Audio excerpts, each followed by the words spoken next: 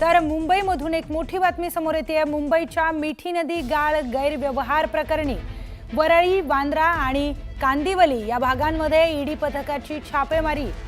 कांदिवलीतील आरबीआयएस इमारतीतील मिठी नदी घोटाळ्यातील आरोपी जय जोशी यांच्या घरावर ईडीने छापेमारी केली आहे। ईडीचं पथक काल रात्री जय जोशी यांच्या घरी छापा टाकण्यासाठी पोहोचलं, तर मिळालेल्या माहितीनुसार ईडीचे छापेमारी अजूनही सुरूच आहे।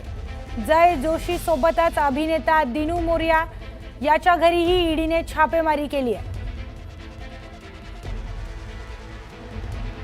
तर ईडीच्या रडारवर आता मिठी नदी घोटाळा आहे। तर दिनू मोरिया, जय जोशी आणि केतन कदम या तिघांच्याही घरी ईडीने छापे टाकलेत।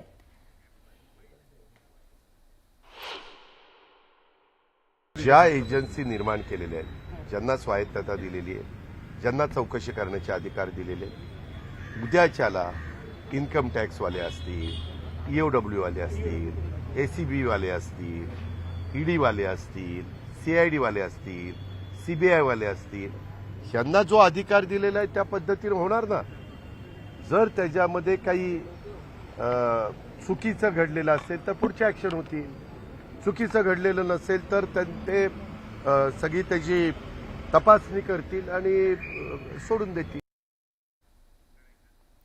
तर या संदर्भातली अधिकची माहिती घेऊयात। आपल्या प्रतिनिधी प्रणाली कापसे आपल्यासोबत जोडले गेलेले आहेत। प्रणाली, ईडीचं पथक काल रात्री जय जोशी यांच्या घरी छापा टाकण्यासाठी पोहोचलं, त्याचबरोबर दिनू मोरिया या अभिनेत्याच्या घरी देखील छापा टाकण्यात आलेला आहे। काय अपडेट्स आहेत या संदर्भात? आत्ता मी दिनू मोरियाच्या घरी आहे।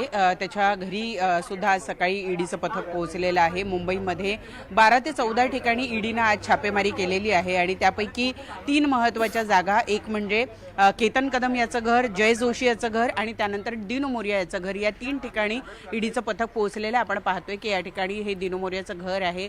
गाड्या आपल्याला दिसत आहेत ज्यातून ईडीचे अधिकारी या ठिकाणी पोहोचलेले आहे।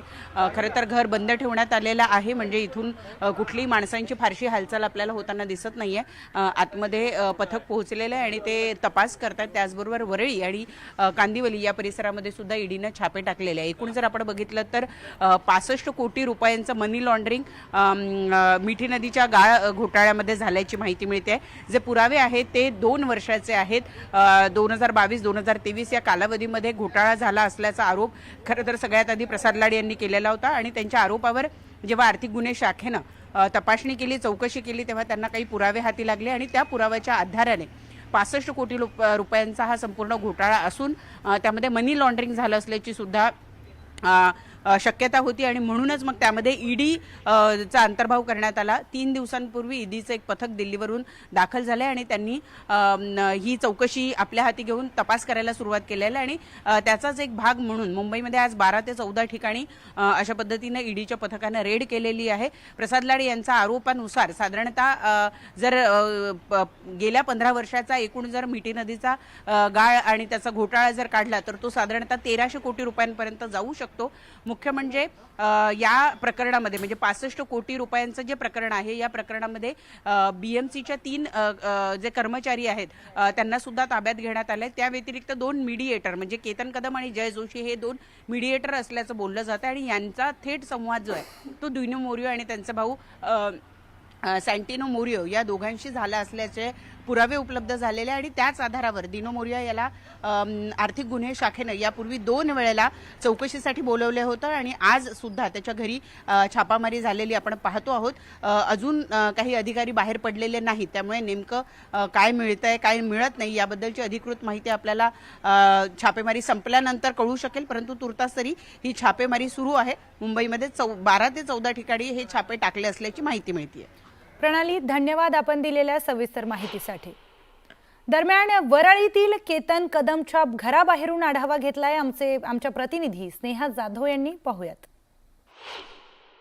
मिठी नदी गाळ घोटाळ्या प्रकरणामध्ये आता ईडीने देखील उडी मारलेली आहे। आर्थिक गुन्हे शाखेकडून हा तपास सुरू होता। आता त्यानंतर ईडी देखील या संदर्भात तपास करत आहे। ईडीने एकूण 12 ठिकाणी छापेमारी करण्यात आलेली आहे। त्यातील 3 ठिकाणं जी आहेत ती समोर येत आहेत, कांदिवली, वरळी आणि बँड्रा।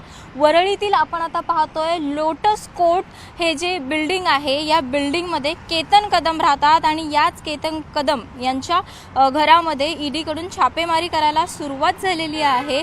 सकाळी 7 वाजताच ईडीचे 8 अधिकारी या ठिकाणी दाखल झालेले होते आणि त्यांच्या वतीने कदम यांच्या घरात कागदपत्रांची तपासणी करायला सुरुवात झालेली आहे। या प्रकरणात 65 कोटी रुपयांचा भ्रष्टाचार झाल्याचा आरोप आहे आणि सध्या कदम हे जेलमध्ये असून त्यांच्या वतीने जामीन मिळवण्यासाठी करण्यात आलेला अर्ज देखील कोर्टाने फेटाळलेला आहे। आपण पाहतोय एकूण 12 ठिकाणी ईडीकडून ही छापेमारी जी आहे ती करण्यात आलेली आहे। तसंच बँड्रा येथील दिनू मोरियाचं जे घर आहे तिथे देखील सकाळी 7 वाजल्यापासूनच ईडीचे अधिकारी जे आहेत ते छापे मारण्यासाठी त्या ठिकाणी पोहोचलेले आहेत। इथे देखील जर आपण पाहिलं तर लोटस कोर्ट येथे देखील जे केतन कदम हे आरोपी ज्यांचं नाव म्हणून समोर येत आहे त्यांचं घर आहे इथे आणि याच घरी सकाळी 7 वाजल्यापासून ईडीचे अधिकारी जे आहेत ते छापेमारी करण्यासाठी पोहोचलेले आहेत। तपासणी त्यांच्याकडून केली जात आहे। कागदपत्र नेमकी कोणकोणती आहेत याची तपासणी ईडीकडून करण्यात येत आहे। आपण गेल्या काही दिवसांपूर्वी पाहिलेलं होतं, याच जो मिठी नदीचा 65 कोटी रुपयांचा घोटाळा आहे त्या संदर्भामध्ये आर्थिक गुन्हे शाखेकडून तपास सुरू होता, परंतु आता ईडीने देखील या प्रकरणामध्ये उडी घेतलेली आपल्याला पाहायला मिळत आहे। आता आजच्या छापेमारीनंतर आणखी पुढे काय काय गोष्टी पुढे येणार ते नक्कीच पाहणं महत्त्वाचं ठरणार आहे। व्हिडिओ जर्नलिस्ट हर्षद गोरखासह स्नेहा जाधव, न्यूज 18 लोकमत, वरळी।